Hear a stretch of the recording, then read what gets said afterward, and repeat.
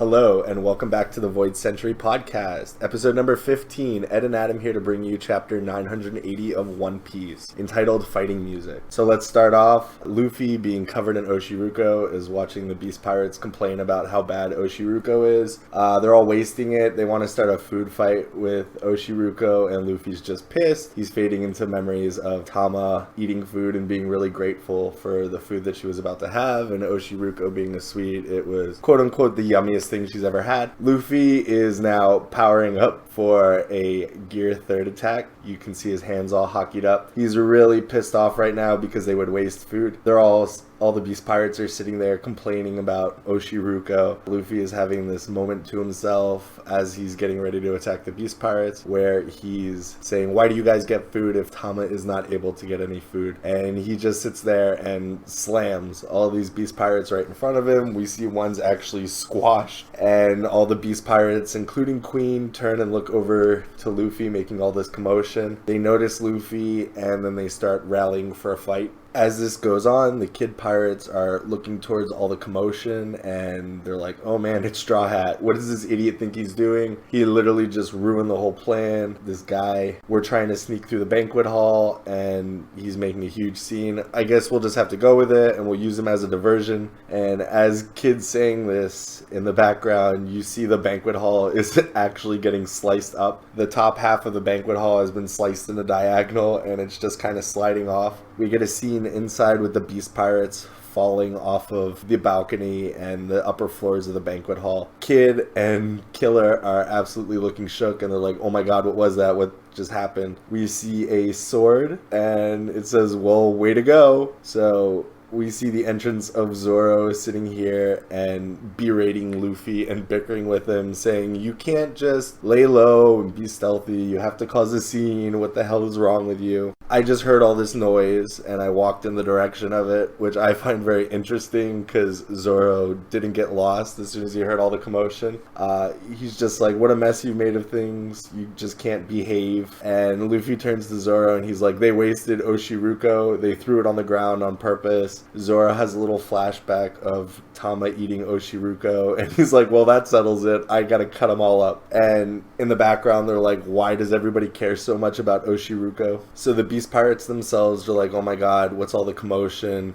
We see that there's some injured. They're really surprised about this ambush. We see Apoo. He's like, hey, that Straw Hat, what's he doing here? He was supposed to be tied up in Udon prison. Zoro turns to Luffy and he's like, okay, Luffy, if you're satisfied now, we have to get out of here. The Beast Pirates look towards Luffy and Zoro, and Luffy and Zoro just turn and run away. So we see Scratchman Apoo talk to Queen, and he's like, hey Queen, I gotta check in with you. Weren't these guys in Udon prison? Aren't you the one who controls Udon prison? How could you let them get out? This information can't reach Kaido. The infiltrators are Straw Hat Luffy and Pirate Hunter Zoro, and we see a panel of Luffy and Zoro beating the crap out of Beast Pirate. So Kid sees Apoo and he gets super angry because Apoo betrayed Kid in his alliance with Apoo and Basil Hawkins and basically sold him out to Kaido.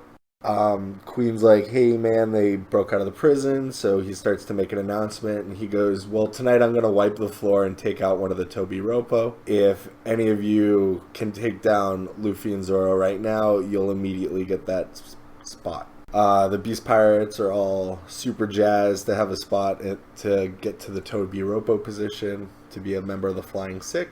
We see a panel of some Super Sentai guys. They're like, oh man, that's awesome. I would love to be the next Flying Six member. We see some Oni lady, and she's like, hey, I want that seat for myself. And then we see the waiters, and they're like, oh, well, we're not strong enough, so we're just going to sit here and get drunk. Luffy and Zoro are like, man, these guys are annoying to deal with. They're all Smile users. And we see a whole bunch of Smile users rearing up, getting ready to attack Luffy and Zoro. We see a giraffe lady, some dude with octopus arms. We see the girl that transforms into the gorilla, and we see some lady with crab claws. And Luffy and Zoro are like, well, we gotta beat these guys right now. We gotta make it through them in order to rally up. Yeah, we also see a member who might be one of the numbers just because he's a shadowy figure with demon horns. So I'm led to believe that he's one of the numbers. Next, we see Scratchman Apu, and I kind of need to comment on his look, his character design, because he's got piano keys for teeth, and his entire body can be used as different parts of musical instruments. So he starts to play the keyboard on his teeth, and he's like pulling on his cheeks to make different noises and shaking his hair to make ringing noises with his bells, pounding on his chest, which is doing some percussion,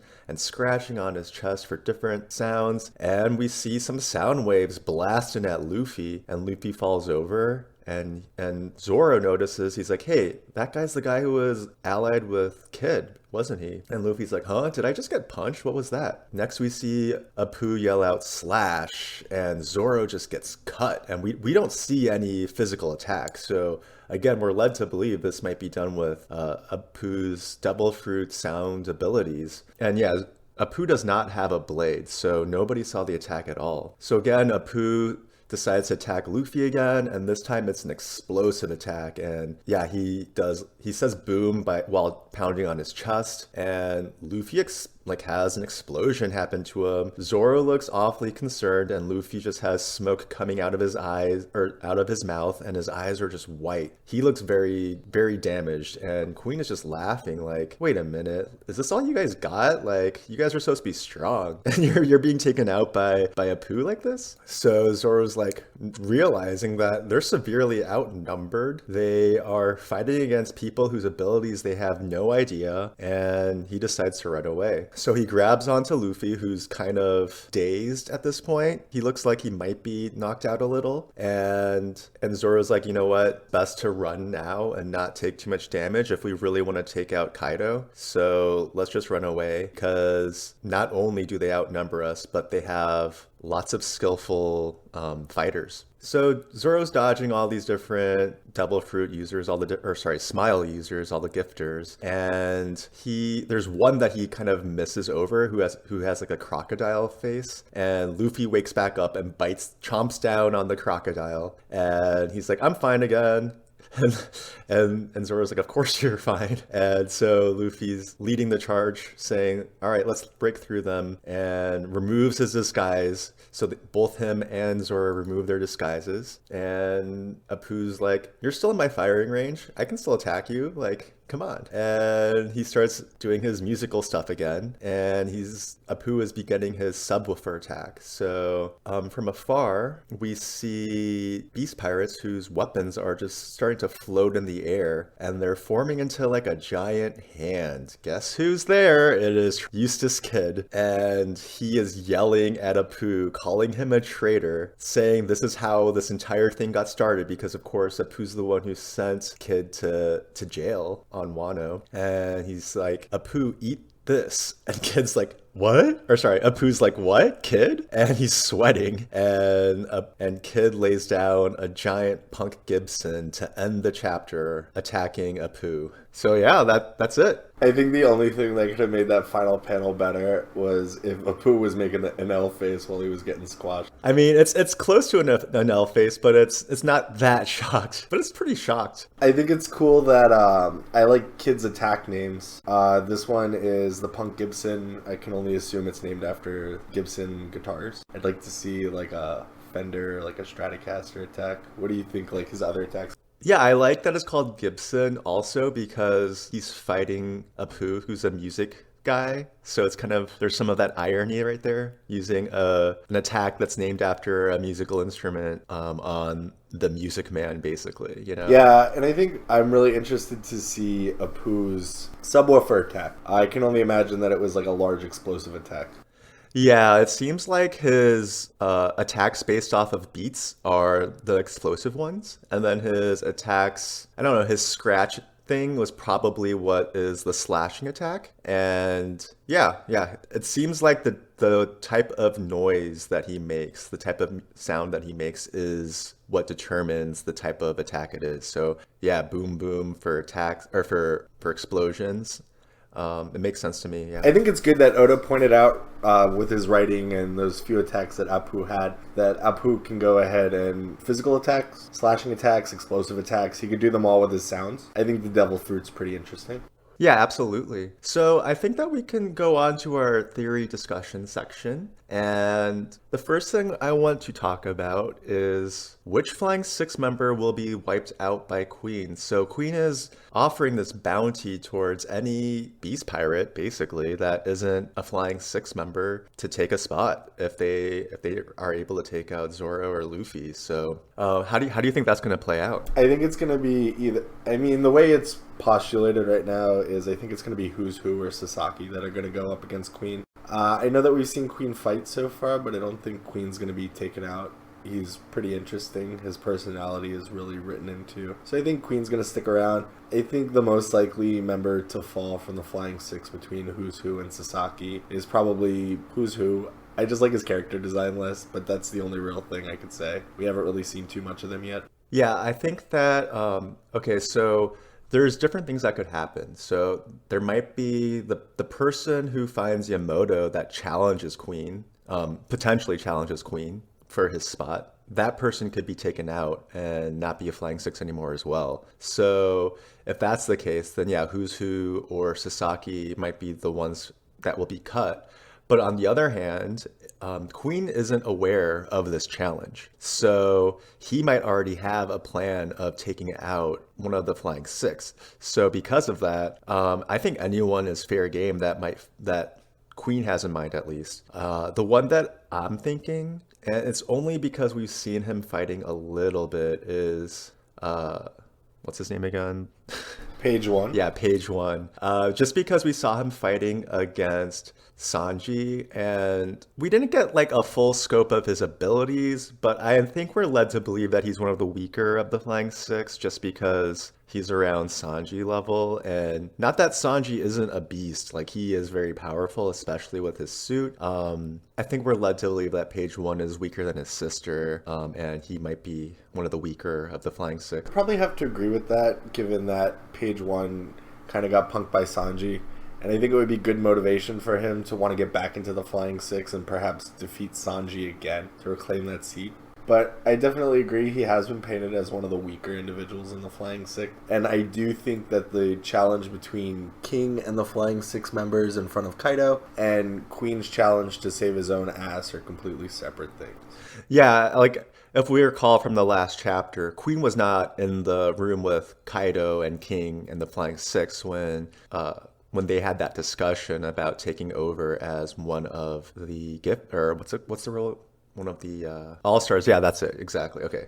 Yeah, so Queen was not a part of the conversation discussing one of the Flying Six members becoming an All-Star. So this definitely proves that it's completely separate contest, I guess. I don't think Apoo would get a headliner or a Toby Ropo position, given that Apoo's Devil Fruit.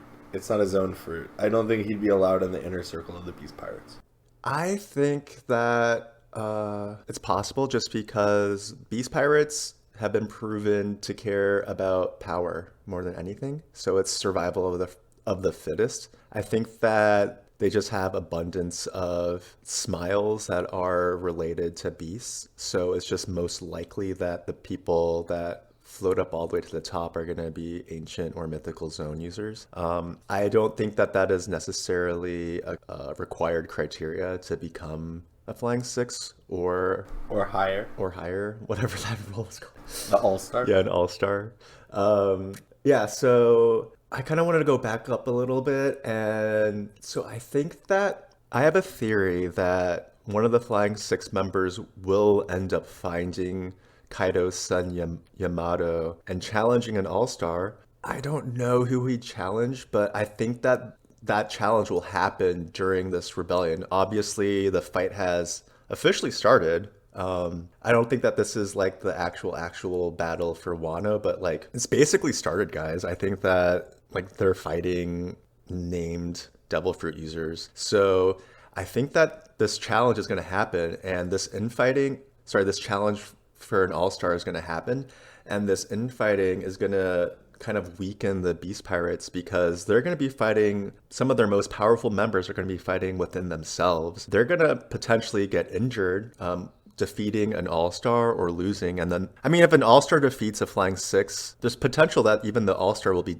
injured and not at 100%. So this is just going to weaken the Beast Pirates crew a little bit. Yeah, it really speaks to what we spoke about a few episodes ago, that the structure of the Beast Pirates, it sows dissent, and it weakens itself. So by the members infighting amongst themselves, I do agree that with like these all-star challenges and the Flying Six fighting amongst themselves, we know that the All-Stars and the Flying Six are like the upper echelons of the fighting force for Kaido. And since they're fighting amongst each other, they could get injured. They're not going to be at full capacity for the ensuing fights of the rebellion. Yeah, exactly. They're not really taking it seriously. Exactly. And I honestly think that, let's say that Who's Who challenges King, just hypothetical. They currently do not know about the rebellion fighting happening. Most people don't.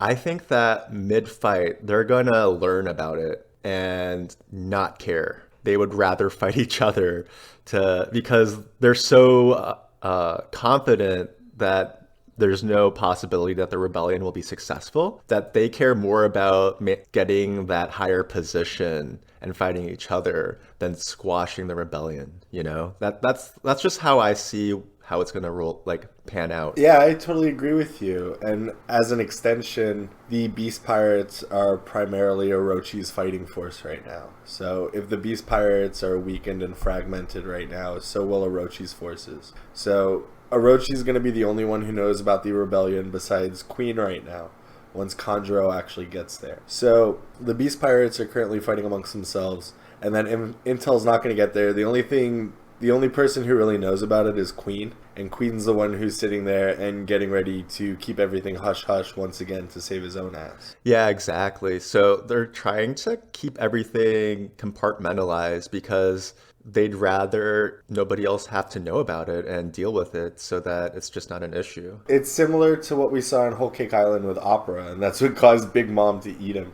Yeah, exactly like that. So yeah, I think that we should talk about who might become a new Flying Six member. Hypothetically, who does Queen think might make it, or who would have the capability of defeating Zoro and Luffy to become a Flying Six member? Or let's say that one of the Flying Six ascend to All-Star position, who would take over? And off the top of my head, I can only think of two Beast Pirates that would make the cut. Just from previous battles and whatnot.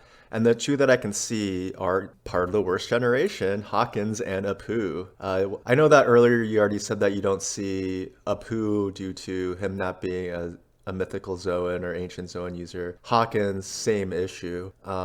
But in terms of battle power and strength, I don't think anybody else that we've seen outside of the Flying Six and above can hold a candle to the two of them. I would agree with you. I actually like the idea of Hawkins more than Apoo, simply because if Hawkins were to become a Flying Six member, we know that Hawkins would be a potential ally for the Straw Hats, like X-Drake.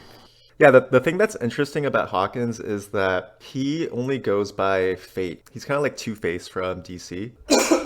Yeah, he plays everything by the numbers, so he would totally just check the cards and whatever's in his best interest, including, trying to defeat Luffy and Zoro and basically keeping everything all hush-hush so that he could ascend. But he would also play the long con, kind of like Denjiro.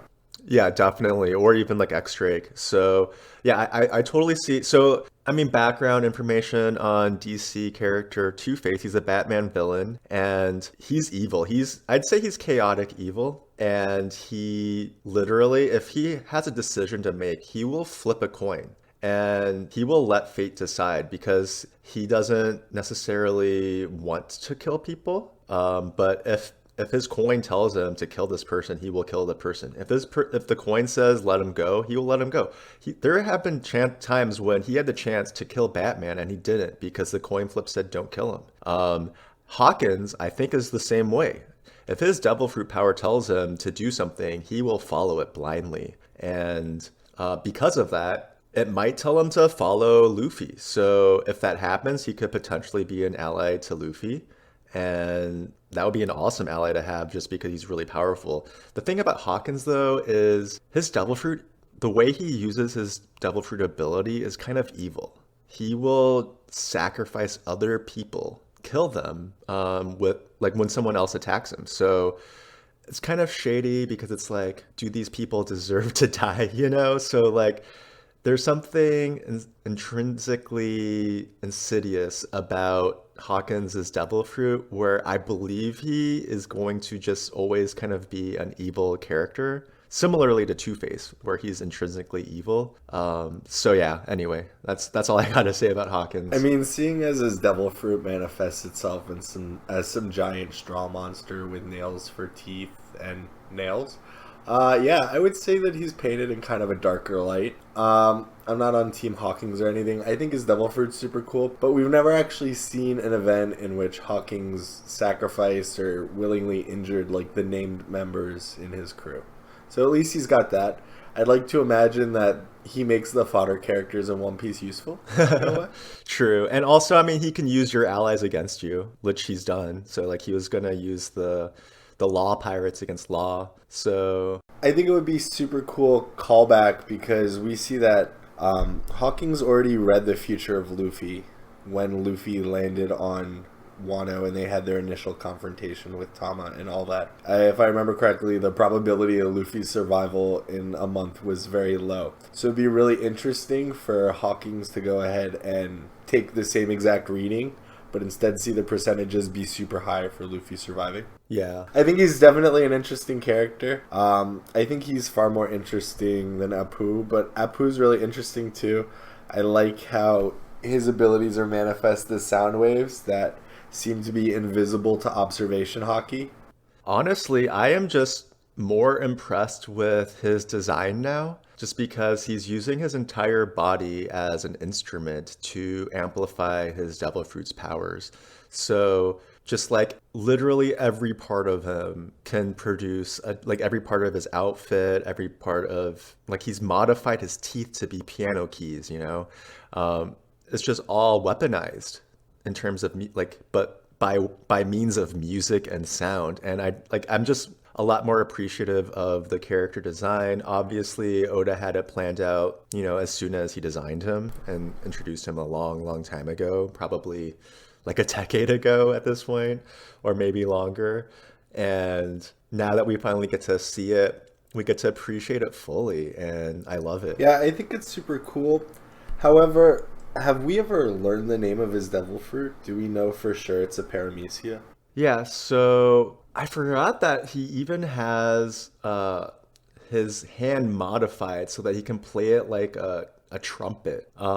So his ability, he refers to it as Tatakao music, which literally means fighting music. And I believe that his Devil Fruit powers allow him to transform his body parts into different musical instruments. So maybe he's not modifying them himself, but it's through his Devil Fruit that modifies them so that he can kind of change them at will to become whatever instrument he needs for the type of attack he wants to do. That's what I'm thinking, because if you see, even in this chapter when he went ahead and he used like his bottom jaw as a symbol, like Yeah. you see his face and his bottom jaw isn't always contorted like a symbol. Yeah, exactly. So I think that's exactly what's going on. But also, so we know that Kid and Apoo used to have an alliance, and Apoo is the reason why Kid got captured in the first place because he betrayed him. So I think that it's safe to say that Kid would have a good idea on how Apoo's Devil Fruit ability works. So let's just think about Law for instance. We know that Luffy and Law had an alliance. Luffy doesn't know exactly the ins and outs of all of Law's Devil Fruit abilities, but I think that he, like all of the Straw Hats, have a really good idea as to what Law can do at this point. So because of that, they would know, like if they had to fight Law, they would know how to fight him. In a similar regard, I think that Kid and Apu might have a similar type of relationship where they might know how to fight each other. So Kid is probably, top 3 of the worst generation in terms of fighting strength and probably stronger than Apu. So I think that he'll know how to counter Apu's abilities. And that's why he went and I mean, that's one of the reasons he went and attacked him. Obviously, the other is because he's upset that he got betrayed. But one of the interesting things that I would like to think about with Kid fighting Apoo is the way that their devil fruits interact, because magnetism is very strong, but with sound waves and sound wave manipulation, you also come into the idea of resonant frequencies.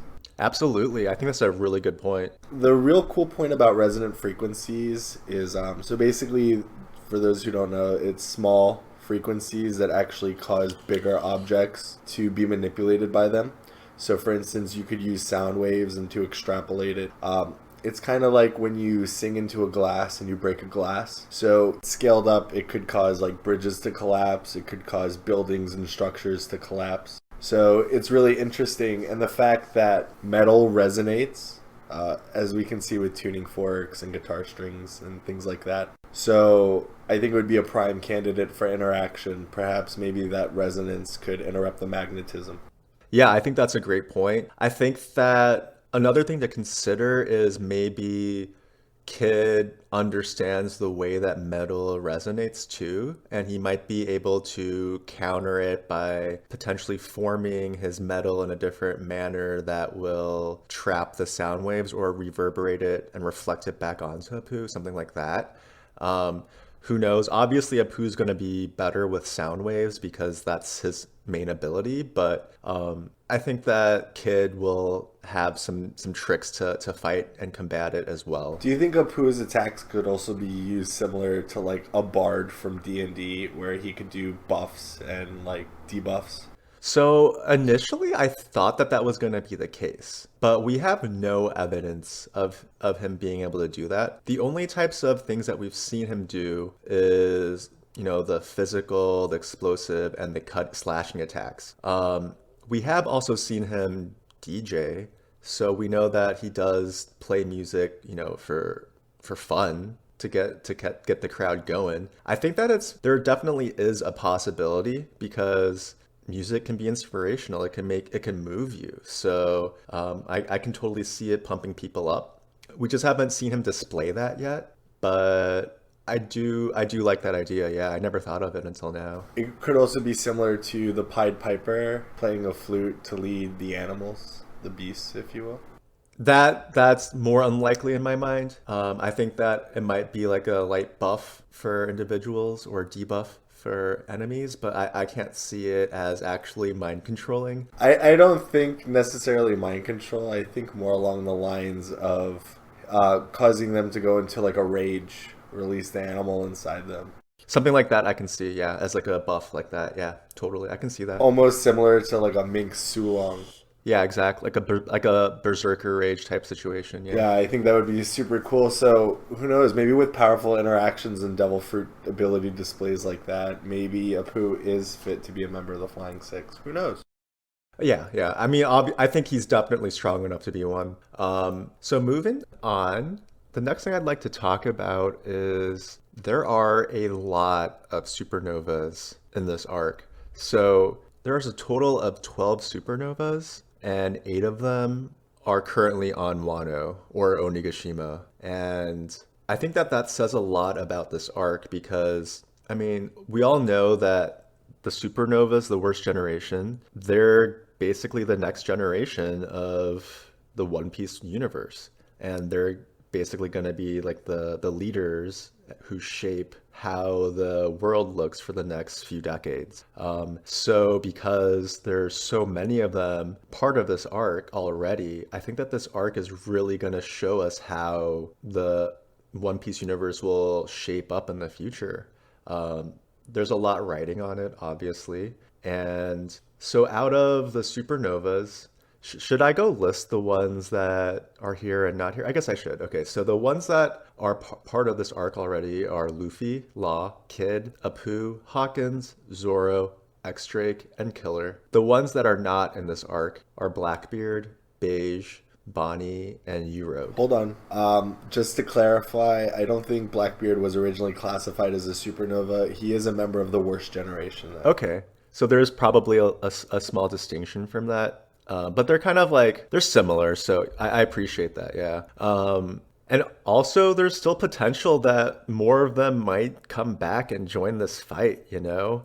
Out of these, I could potentially see any one of them other than Beige show up, you know? Like, and it would make it even. Even then, Beige could show up towards the tail end. But the last whereabouts of Bonnie and Arouge, Bonnie was at the Reverie, and she did something to free Kuma. Whether or not Kuma's free or Bonnie's fate, we don't know. And the last we heard about Arouge, besides seeing Kaido fall out of the sky, who knows, it could have been an omen or something.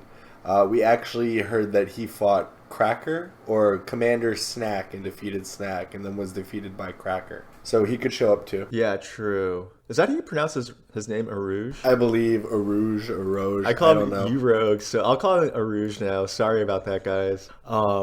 Yeah, that's the last we heard about him for sure, was against the big man pirates. But yeah, I just think that it just kind of furthers that this entire battle, this entire arc is potentially one of the most significant arcs of One Piece in terms of what happens in the future, you know, like of the entire universe. This is the turning point arc in the whole story that really connects the old to the new, because Wano is so ancient and Oden was such a mythical figure with ties to the Pirate King, and we know that Wano has significance to the Void Century and the whole endgame of One Piece, and then we see all the members of the worst generation pretty much. Exactly. There. I would not be surprised if Blackbeard showed up at all. Yeah, honestly, at this point, just because of how significant this entire arc is, I wouldn't be surprised seeing any of the rest showing up. But yeah, moving on, I think that you can go ahead and talk about your favorite theory that I'm more and more inclined to agree with as time moves on. Yeah, I still think Momo and Yamato are going to befriend each other. I was thinking about it earlier when you were talking about one of the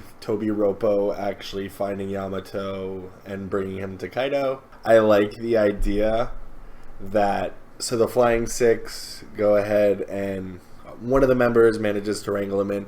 Maybe he beats them all up. Somehow, some way, I feel like Yamato might get thrown into the same jail Momo's in. Or he may be tending to Momo, because as far as we know, Momo's not going to escape right now. Momo's going to sit in a jail cell for a little while. That's the most logical thing, unless Orochi tries to kill him right then, right there, which I don't think is going to happen. Some way, somehow, Momo and Yamato need to meet. They're going to become friends, and I think through that friendship, Momo's going to be able to escape, and I think ultimately that's how the Alliance is going to be able to take down Another Kaido. thing I like about this is, let's say that they are imprisoned together, and you know, maybe they're like cellmates or like next door cell neighbors. I would love to see Kaido talking to Momo in front of Yamato and realizing that Momo is more like the man Oden used to be. He's more like, so remember when Kaido was holding Momonosuke by the head over his castle cliff and threatening to drop him? He's like, you know what, you're not worth killing because you're just so weak. I want to see him have a change of heart with that and see that he's actually grown to be the man that he respected from Oden. And also on the same note, see Yamato kind of be more like what he envisioned Momo used to be, where Yamato is kind of weak-willed and not fit for fighting, and like the black sheep of the beast pirates, that sort of thing, and just kind of be disappointed in his own son, and see Momo like being the opposite and fulfilling like what he desired in his own child, you know? Yeah, I totally agree with you. Actually, to further that, I'd like to see Yamato also be inspired by the kind of man that Momo aspires to be via Oden. So basically, we know that Kaido was super enamored with the kind of man that Oden was. I think it would be natural that his son would be enamored with the kind of person Oden was as well. And we know that Momo's going to do his best to try to fulfill his father's footsteps, or, you know, fit into his shoes. Yeah, yeah. I think it's cool. I still think it's a really interesting theory. I would also, from out of left field, love to see Pekoms actually arrive to Wano. We don't know what happened to Pekoms. We know Pekoms could be blind. We know Pekoms could be dead. But Pekoms in his past also owes a debt to Beppo, because Pekoms is one of the reasons why Beppo's brother Zeppo got killed by Big Mom. Yeah. So we know Big Mom's on Wano, and we know Beppo's on Wano. So Pekoms showing up could be logical. Yeah, and everyone loves Beppo. Beppo is probably a lot of people's favorite mink just because he's really cute and chill, and he's part of Law's pirate group. And who doesn't like a big cuddly bear, you know? Fish. Beppo's a fish? No, fish don't like a big cuddly bear, okay. man. Beppo even ate the poison fish. I was so confused for a second. You were literally answering my question. Okay, gotcha. The fish are confused. True, too. true. Yeah, I don't have anything to contribute to this, but I would love to see Beppo go Sulong. Is he able to? I would imagine he's able to, but as far as I know, Beppo left Zoe when he was young. We also see that Beppo is one of the only minks that doesn't wear like a hat or any kind of facial covering. So it could be possible that he doesn't know how to go Sulong. But maybe that's something Inuyarashi, Nekomamushi, Carrot, Wanda, some of the other minks could teach him, including Pekka. Dude, I would love to see Beppo go Sulong. Oh my God. I did not want that until I didn't know I wanted that until just now. But imagine him just going Sulong because he's so cute and cuddly and non-threatening looking, and then he turns into a beast. Like he goes like Chopper going monster exactly, point. exactly, just like that, except probably stronger because Chopper is. Let's be real, Chopper's not the strongest. I mean, but still, Chopper is a reindeer. He's herbivorous. Beppo, though, is a polar bear. So he could really let out the rage. I mean, there are mythical creatures called werebears that are like werewolves of bears, you know? So like think of a werewolf, but a bear version of that. So it's just going to be even bigger and scarier. Bears are scary, man. So bears they have a lot of similarities to human physically because they can walk on their hind legs. Like we physically look, I mean, if we weren't covered in hair or if bears weren't covered in hair, like very similar to us. They're not apes, obviously, or primates, but like there's a lot of similarities. So anyway, I'm going off track a little. Since we're on an interesting bear fact, bears can climb trees faster than any animal. And bears also have the strongest sense of smell out of any animal. Oh, I didn't know that. And they're killing machines. I think the largest bear was the short-nosed or short-faced bear, and I think it was something like 18 to 20 feet, the biggest specimens. Monster. That's really cool. Yeah, Beppo, monster bear. I'd love to see it. So, I mean, let's talk about like the end of Wano for a second, because we keep talking about like everybody showing up, and we know that there's a lot of people that are going to show up. I think towards the end of it, this is going to be a real conversion for a lot of people to be allied under the Straw Hats and perhaps even join the Grand Fleet. First things first, I think that the ending of Wano what will spark, how it will end will be the borders opening and like it being easy to access for everyone. And what better way than everyone already being there to hear that proclamation that the borders are now open. So it makes so much sense to me that all these different factions, previous Shichibukai, different emperors, we already have 2, 3 if you count Luffy, different people of the worst generation. Like it makes sense that all of these different high profile factions are going to be at Wano at the end to witness it opening and being taken back in control by Momo and his family, Kazuki family. You know what I would love to see too? Oh, you got it this time. You know what I would love to envision Wano like? I would love to imagine it going back to the days before they had the closed borders. And I would love to see Fishman. I would love to see Tontada. I would love to see all the races, including and especially the minks present on Wano. That'd be cool, yeah. I think Wano is going to be a real melting pot in the center of the New World, kind of like what Totland wants to be, but this time it's not forced, it's natural. In terms of people joining the Grand Fleet afterwards, I would love to see Tama I would love to see maybe representatives of the Scabbards join the Grand Fleet. Oh yeah, that'd be cool. Or Whitebeard crew, the remnants of his fleet might ally with Straw Hat fleet.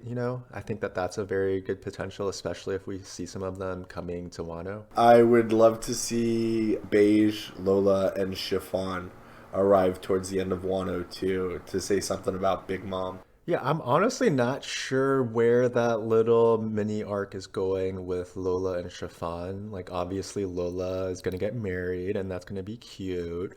Um, so I think that she's going to probably stick around with Beige and Chiffon because, she's been separated so long from her sister. I think that they're going to kind of be together now, which is cool. I'm very happy for that little mini arc. That being said, I'm not sure where their future is aside from that. Like, where is Beige going to take them? I think that he's an important character because he's part of the worst generation. So, yeah, I could totally see him allying with the Straw Hats. He already has in the past against Big Mom. So they're probably going to remain allies. I think that as long as their goals align, which nobody likes Blackbeard, so they probably will align. I see him as nothing but an ally to the Straw Hats, especially given their history. I agree with you. Lola and Chiffon are both indebted to the Straw Hats with their lives, including Beige. Beige has a lot of respect for Luffy. Again, yeah, they're going to be allies. I think that they're going to tie back into the story.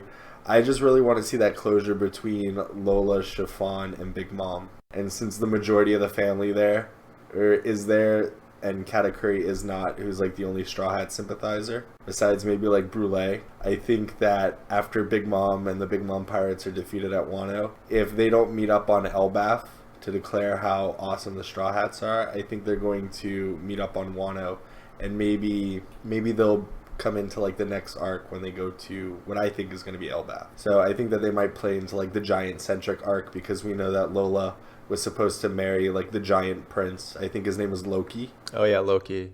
Or Loki. Thor.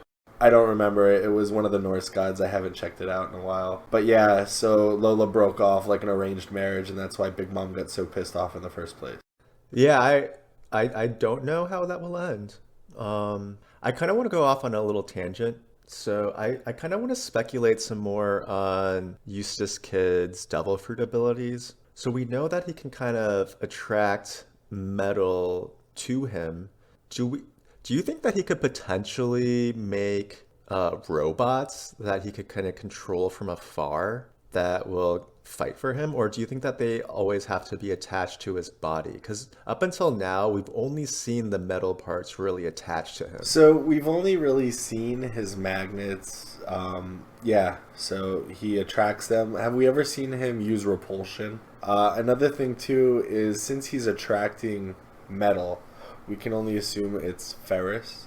So it contains iron, so it's highly magnetic. However, magnets can also influence copper and can also create electricity, electromagnetism. At the deepest levels, they can be interchangeable. So magnets and a strong magnetic field can induce electricity and vice versa. So it'd be really interesting to see if he could really take his devil fruit that far. Yeah, I think that his devil fruit has so much potential. Like you said, repulsion is another one, and that deepest level of turning it into electricity, basically becoming a threat to someone like a Nell, because like you said, electromagnetism interacts with electricity. So imagine, dude, now I'm like wanting that fight. That would be such a cool fight. Magnetic ability versus God, Thunder God Enel. Well, think about it too. He can also heat things up. You can heat things up with magnetism. Yeah, true. So his devil fruit definitely has the potential to be really broken. Yeah, and on top of that, he can do bludgeoning attacks. Like that's what we've only really seen him do is bludgeoning attacks with it. But that's still another thing. Like that's like at the root what he uses it for. But potentially he can use it for heat-based attacks or electric-based attacks. So he's got a lot going for him. I really want to see more Kid, man. Like I want to see his abilities. I'm hoping that we get more variation because up until now we only get to see him use giant metallic versions of his hand for the most part. I just want to see more variation on his attacks and abilities. I think he's a good character too. I would like to actually see him utilize his devil fruit in new and different ways other than splatting things with big metal hands. The one thing I do like about Kid and his most recent attack is we pointed out that Gibson's a guitar. The pickups on electric guitars actually work by magnetism. Oh, that's cool. I didn't know that. Yeah, so I think it's like a good little side note, and I think it's really interesting that he's fighting Apoo, which again is the music. Yeah, man. exactly. It's good irony. I'd love to see a Luffy 1v1 Queen again.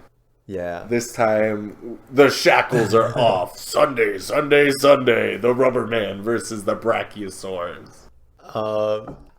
Another thing that would be cool to see is just like a giant like Kong gun versus a giant Punk Gibson, and just them clashing. Like that would just be such a cool, like iconic clash. I think it would be too, but I think that they're going to be more like Whitebeard and Roger.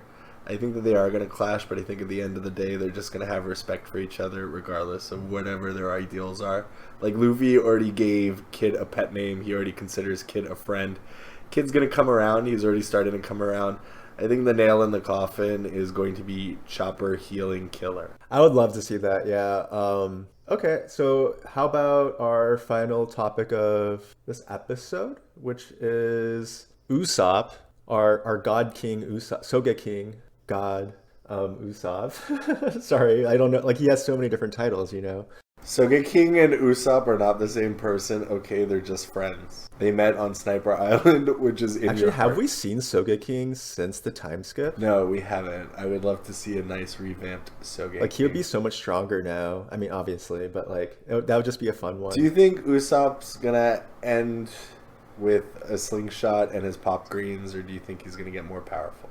I think he's going to get more power, but I think it will be rooted in slingshots. Ooh, rooted and plants. I Nice. see what you did there. But so we know that his father is a sharpshooter with a gun.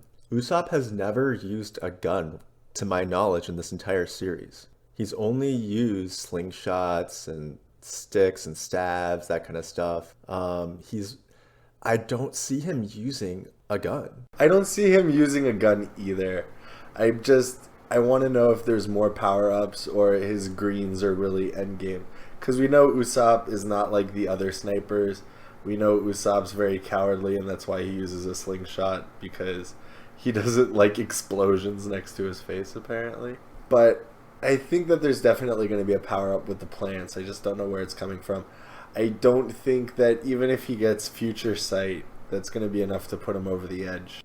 Yeah, I mean, I think observation hockey is definitely, like, he's just only going to improve on that for sure. I really see Usopp as more of a tactical sniper, where he doesn't shoot to kill.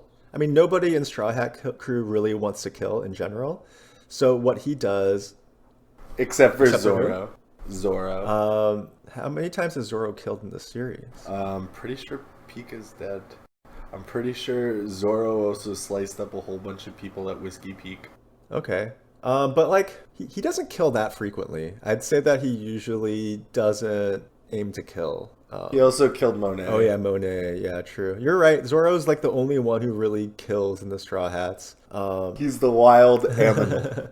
I still think that that's not really his intention. I think that that's just kind of how sword fighting goes too. It usually ends with the other guy dying. Ideally, but yeah, back right? to Usopp. It's more of a tactical thing. So like we already saw him in the Wano arc using like something to like make the beast pirates fall asleep. So he'll like from range shoot these things to make them fall asleep. I think that I see him using things to like bind people.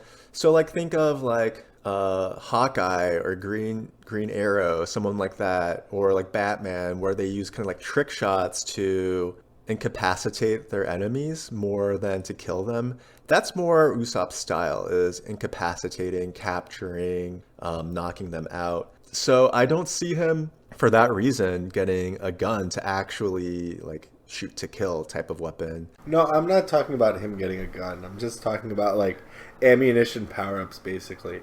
I'd like to imagine that he's going to keep his little toad friend throughout Wano, and that the toad oil is actually going to become useful. I think maybe the toad will level up, or through the power of friendship, the toad oil will become more potent, and he can use it to like light enemies on fire or bind people. Dude, I just like also you said. see him teaming up with Frankie because Frankie is a god engineer, as we know. So I can totally see Frankie making him some gadgets, or they work on it together because Usopp is also crafty too, and I'm sure he's learned a lot from Frankie. The two of them coming up with new ideas for improvements to his existing gadgets. So yeah, he's definitely going to keep getting power-ups as the series moves on. He's not done leveling up. None of the Straw Hats are done leveling up. So the reason I wrote the point is because I like to imagine that Usopp in Wano is going to succeed in assisting, if not dramatically contributing to taking down Big Mom. Whether it's through trickery or some kind of lucky shot or scaring her into oblivion, I think Usopp is going to assist in taking down Big Mom. So when they arrive to Elbaf, I think Usopp's going to be greeted as the god he is. Which is interesting because the Elbaf royal family are named after Norse gods. So gods welcoming gods. Yeah, that's true. There is only really one person in the entire Straw Hat crew that has ever been referred to as a god, and that is Usopp. So if they go to Elbaf and anyone is to be referred to as a god, it's going to be Usopp. I do think that we need to go to Elbaf. I think that Elbaf might be like Raftel like adjacent or something, or sorry, Laftel, or hold the like final key to Laftail because yeah, they've built it up way too much for us not to go there, I think. And yeah, I also think that it would be an Usopp arc because, or like Usopp centric arc because, first off, if we go back in the first half of the series before the time skip, towards the end is when we really get Usopp centric themes of him, being Sogeking and stuff like that. So if the second half mirrors the first half in terms of characters' journeys, then Usopp's second half growth will be towards the end as well. So I think that's another reason. There's a lot of speculation for Elbaf. I think it's pretty much all but confirmed. We know that we still don't really know too much about the race of giants on Elbaf. However, we know that they live long lives. We know that Dory and Brogy have been fighting for hundreds of years. We know that the giants, being another persecuted race in the world, are also pivotal to understanding what happened in the Void Century and their relationship to the D's. So I think it's going to be another visit to like an ancient kingdom similar to Wano that's really going to tie a lot of things together, and it's really going to contribute towards the end of the story. And I think Usopp's going to be instrumental in building that kind of relationship, considering that Usopp is the one who's been wanting to go to Elbaf since it was ever mentioned. Yeah, Elbaf will definitely be Usopp's arc. Yeah, he's talked about it forever. Yeah, I can't wait. I think at that moment he's probably going to become a brave warrior of the sea. I think when the giants bring him in kind of as a god, and again, he's got to be strong not only for himself, but because he wants to be perceived as strong by these strong people that he cares so much about, i.e. the giants. So I also think that Elbaf is where the Straw Hats are going to meet up with the Red Hair Pirates, and they're going to have a Davy back fight. I mean, it would be fitting. Usopp becomes a brave man of the sea, gets welcomed as a god by the giants, and he gets to actually go up against his dad and see who's the better sniper. Or maybe his dad will recognize him as a brave man on the sea, brave warrior of the sea. I think that's one thing I really wanted to see is just Usopp's reaction and how he interacts with his father. Yeah, I would love to see that. We barely see Usopp, and we don't really know much about him other than he's a sharpshooter. But I would love to see that because, like, Usopp grew up without a father, guys. Like, he wants that acceptance from his father. I'm sure that Usopp like follows Usopp's like bounty and all that stuff all the time. Like, I'm sure that he's well aware of what's gone on with his son. But yeah, that's like a dream situation to see a Davy back fight between the two of them because I think it would be very competitive. And I want to see Usopp win, obviously. I think it would be too. I would love to see. So what if Usopp, upon getting beaten by Usopp, bestows like something he's made for Usopp after all these years, like a slingshot or something? I think it would be a nice little power up, and we could also get the situation resolved between father and son. Yeah, exactly. I mean, that's pretty much it for me this week. You got any other things you want to talk about? No, just stay safe out there, everyone, and thanks for listening to us. Appreciate every one of you guys. Yeah, we've done 15 episodes now, so kind of feels like a little mini milestone. I feel like we just started not too long ago with this podcast, and I'm enjoying doing it. So as long as I'm enjoying it, I'm gonna keep wanting to do it. So thanks to every one of you all that support and listen to us. Yeah, thank you all. We really appreciate you. Again, if you ever need anything, if you ever want to talk, just reach out to us at the Void Century Podcast. We'd love to hear from you. Thank you for listening to us and our crackpot theories. It's only been 15 episodes, but we've come a long way since thinking Kiku was the traitor. So thanks for listening to us. We appreciate you guys, and thanks for staying with us. Even though we're on break next week, we'll still have a chapter, or we'll still have an episode. Talk to you later.